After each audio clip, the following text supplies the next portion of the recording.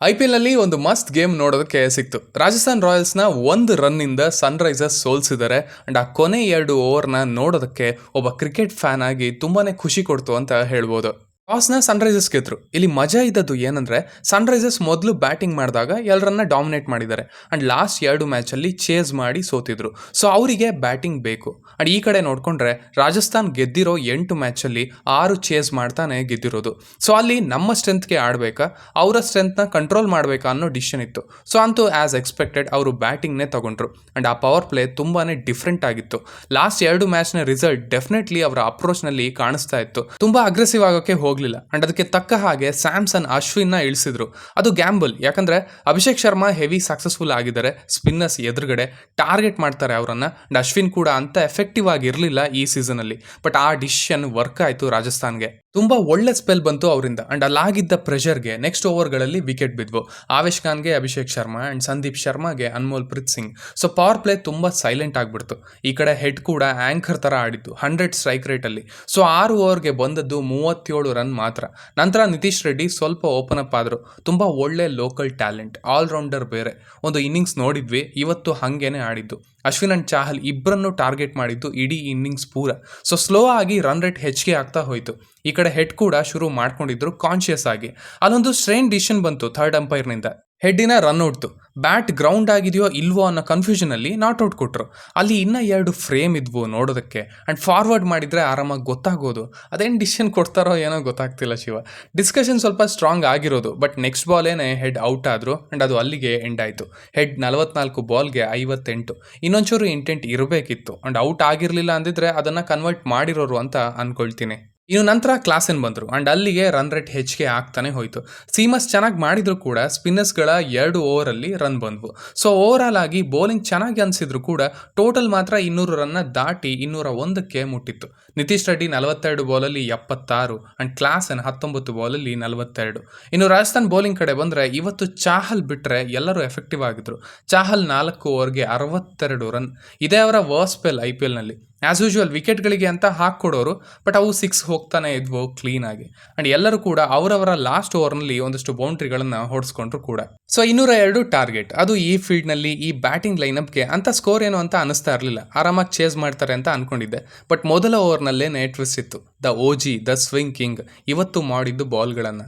ಭುವಿ Buttler ಹಾಗೆ ಸ್ಯಾಮ್ಸನ್ನ duck out ಮಾಡಿದ್ರು ಮೊದಲ ಓವರ್ನಲ್ಲೇನೆ. ಬಟ್ಲರ್ ಕ್ಯಾಚ್ ಕೊಟ್ಟು ಔಟ್ ಆದ್ರು ಮೊದಲ ಬಾಲ್ಗೆನೆ. ಈ ಕಡೆ ಸ್ಯಾಮ್ಸನ್ಗೆ 2 ಔಟ್ ಸ್ವಿಂಗರ್ ಬಿದ್ದ ನಂತರ ಒಂದು complete in swinger, beautiful ball. Hafeez ವಿರುದ್ಧ ಮಾಡಿದ್ರಲ್ಲ ಆ ಬಾಲ್ ನೆನಪಾಯ್ತು. ಸೊ ಅಲ್ಲಿಗೆ ಸ್ಯಾಮ್ಸನ್ ಬೋಲ್ಡ್. ಸೊ 200 ರನ್ ಟಾರ್ಗೆಟ್ನಲ್ಲಿ ಮೊದಲ ಓವರ್ನಲ್ಲೇನೆ 1 ರನ್ ಕೊಟ್ಟು ಇಬ್ರು ಇನ್ಫಾರ್ಮ್ ಬ್ಯಾಟ್ಸ್ಮನ್ಗಳನ್ನ ಡಕ್ಔಟ್ ಮಾಡಿದ್ರು ಭುವಿ ಅವರು. ಸೊ ಅಲ್ಲಿಗೆ ಮ್ಯಾಚ್ ಇಂಟ್ರೆಸ್ಟಿಂಗ್ ಆಯಿತು. ಬಟ್ ನಂತರ ಇಬ್ರು ಯಂಗ್ ಇಂಡಿಯನ್ ಬ್ಯಾಟ್ಸ್ಮನ್ ನಿಂತ್ಕೊಂಡಿತ್ತು. ಯಾಕೆ ರಾಜಸ್ಥಾನ್ ಇಷ್ಟು ಸ್ಟ್ರಾಂಗ್ ಆಗಿದೆ ಅಂದರೆ ಇದಕ್ಕೇನೆ.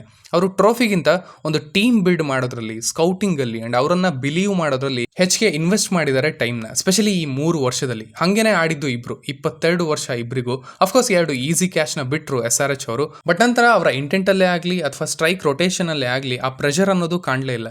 ಪ್ರತಿ ಓವರ್ಗೆ ತುಂಬ ಕಾನ್ಷಿಯಸ್ ಆಗಿ ಹಾಗೆಯೇ ಅಗ್ರೆಸಿವ್ ಆಗಿ ಆಡಿದ್ದು.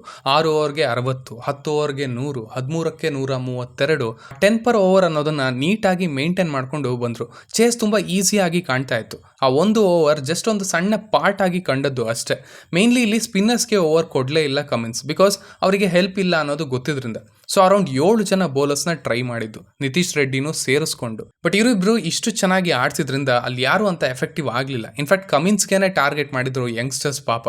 ಬಟ್ ಆಸ್ ಯೂಶುವಲ್ IPL ಅಂದರೆ ಒಂಚೂರು ಇಂಟ್ರೆಸ್ಟಿಂಗ್ ಆಗಲೇಬೇಕಲ್ವಾ ಕೊನೆಗೆ. ಸೊ ಹಾಗೇನೆ ಸ್ಟ್ರಾಟಜಿಕ್ ಟೈಮ್ ಔಟ್ ಆದ ತಕ್ಷಣ ಜೈಸ್ವಾಲ್ ಔಟ್ ಆದ್ರು 40 ಬಾಲಲ್ಲಿ 67. ನಂತರ ಪರಾಗ್ ಕೂಡ ಔಟ್ ಆದ್ರು 49 ಬಾಲ್ಗೆ 77. 5 ಓವರ್ಗೆ 45 ಬೇಕಾಗಿತ್ತು. ಫಸ್ಟ್ ಓವರ್ನಿಂದ ಶುರು ಮಾಡಿ ಇಲ್ಲಿಗೆ ಇಷ್ಟು ಒಳ್ಳೆ ಪೊಸಿಷನ್ಗೆ ತಂದು ನಿಲ್ಲಿಸಿದ್ರು ಟೀಮ್ನ ಇಬ್ರು. ನಂತರ ಸ್ಕ್ರೀಸ್ಗೆ ಇಳಿದದ್ದು ಇಬ್ರು ವೆಸ್ಟ್ ಇಂಡಿಯನ್ಸ್, ರೋಮನ್ ಪಾವೆಲ್ ಹಾಗೆ ಹೆಟ್ಮಯರ್. ಸೊ ಚೇಸ್ ಆರಾಮಾಗಿತ್ತು. ಬಟ್ ದೆನ್ ಬಂದದ್ದು ಟ್ವಿಸ್ಟ್ಗಳು. ಹೆಟ್ಮಯರ್ 6 ಹೊಡೆದು ಔಟ್ ಆದ್ರು, ಜುರೆಲ್ ಕೂಡ ಔಟ್ ಆದ್ರು. ಅಂಡ್ ನೋಡ್ತಿದ್ದಂಗೆ 2 ಓವರ್ಗೆ 20 ಬೇಕಾಯ್ತು. 19ನೇ ಓವರ್ ಕಮಿನ್ಸ್ ಕೊಟ್ಟದ್ದು 7 ರನ್ ಮಾತ್ರ. ಅದರಲ್ಲಿ 4 ಡಾಟ್ ಬಾಲ್ಗಳು ಕೂಡ ಇದಾವೆ. ಈ ಕಡೆ ಅಶ್ವಿನ್ ಸ್ಟ್ರೈಕ್ ಅಲ್ಲಿ ಲಾಸ್ಟ್ ಓವರ್ಗೆ 13 ರನ್ ಬೇಕು. ಭುವಿ ಬೌಲ್ ಮಾಡ್ತಾ ಇರೋದು. ಅಶ್ವಿನ್ ಸಿಂಗಲ್ ಕೊಟ್ರು, ಪವಲ್ ಬಂದು 4 ಹೊಡೆದ್ರು. ನಂತರ 2 ಟೂಸ್ ಬಂದ್ವು. ಅಲ್ಲಿ SRH ಫೀಲ್ಡರ್ಸ್ ಕಡೆಯಿಂದ ಥ್ರೋ ಕೂಡ ಸರಿ ಇರಲಿಲ್ಲ. ಪವಲ್ಗೆ ಇಂಜುರಿ ಕೂಡ ಆಯಿತು. ಸೊ 3ಕ್ಕೆ 6, 2ಕ್ಕೆ 4 ಅಂಡ್ ಕೊನೆಗೆ 1ಕ್ಕೆ 2 ರನ್ ಬೇಕಾಯಿತು. 1 ರನ್ ಹೊಡೆದ್ರೆ ಸೂಪರ್ ಓವರ್, 2 ಹೊಡೆದ್ರೆ ವಿನ್.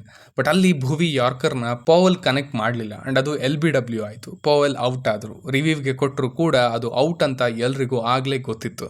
ಸೊ SRH 1 ರನ್ನಿಂದ ಮ್ಯಾಚ್ನ ವಿನ್ ಆಗಿತ್ತು. ಇನ್ನು SRHನ ಬೌಲಿಂಗ್ ಕಡೆ ಎಲ್ಲರೂ ಈಕ್ವಲ್ ಆಗೇ ಇದ್ದಾರೆ. ಸೇಮ್ RR ಥರ ಬೌಲಿಂಗ್ ಚೆನ್ನಾಗಿ ಅನಿಸ್ತು, but still runs equally distribute ಆಗಿತ್ತು.